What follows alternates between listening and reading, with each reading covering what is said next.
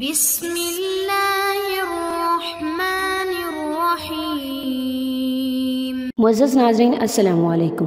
معزز ناظرین، جو وظیفہ میں آپ کے لیے لائی ہوں وہ بہت ہی مجرب اور پاورفل عمل ہے۔ وہ وظیفہ ہے ہر مشکل سے نکلنے کا عمل، ہر آزمائش سے نکلنے کا عمل۔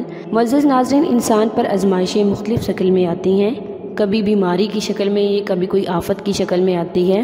ان مشکلات میں، ان آفات میں انسان کے زبان سے ایسے کلمات جاری ہو جاتے ہیں، ایسے ناشکریہ اور کفریہ کلمات جاری ہو جاتے ہیں جس سے وہ اللہ تعالیٰ کی مزید گرفت میں آ جاتا ہے، اللہ تعالیٰ کی مزید پکڑ میں آ جاتا ہے، اللہ تعالیٰ مزید اس سے ناراض ہو جاتے ہیں۔ معزز ناظرین، اللہ تعالیٰ نے ان حالات میں شکر کرنے کا حکم دیا۔ معزز ناظرین، قرآن مجید میں ایسے کلمات کا ذکر کیا گیا ہے جن میں اللہ تعالیٰ کے ایک پیغمبر پہ آزمائش آئی اور انہوں نے اس آزمائش پہ صبر بھی کیا اور ایسے کلمات ادا کیے، اور اللہ تعالیٰ ایسے خوش ہوئے کہ اس کلمات کی بنا پر نہ صرف ان سے آزمائش ختم کی بلکہ انہیں سرخرو بھی کیا، انہیں بلندی بھی دی، انہیں رفعت بھی دی۔ معزز ناظرین، ہم سب جانتے ہیں اللہ تعالیٰ کے پیغمبروں پر بہت سی آزمائشیں آئیں۔ حضرت موسیٰ علیہ السلام پر آزمائش آئی، حضرت عیسیٰ علیہ السلام پر آزمائش آئی، حضرت نوح علیہ السلام پر آزمائش آئی، حضرت یونس علیہ السلام پر آزمائش آئی، حضرت یوسف علیہ السلام پر آزمائش آئی، حضرت یعقوب علیہ السلام پر آزمائش آئی،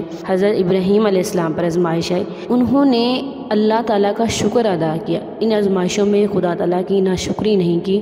قرآن مجید کی بدولت ہمیں ان سب پیغمبروں کی آزمائشوں کا پتہ چلتا ہے، اور یہ پتہ چلتا ہے کہ ان پیغمبروں نے ان آزمائشوں میں کیا کیا الگ کلمات ادا کیے ہیں۔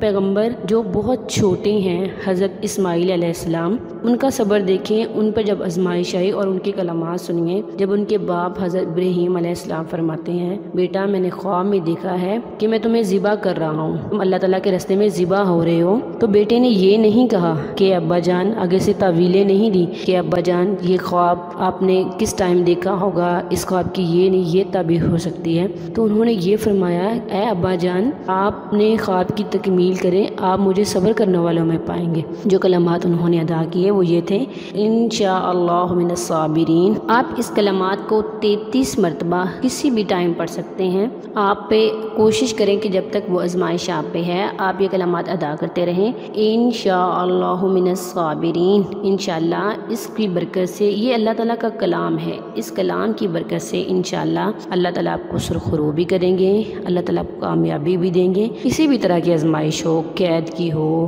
مقدمہ ہو، کوئی بیماری ہو، کوئی آفات ہو، کسی سے لڑائی جھگڑا ہو، کوئی بھی آزمائش ہو، انشاءاللہ اللہ تعالیٰ آپ کو سرخرو کریں گے۔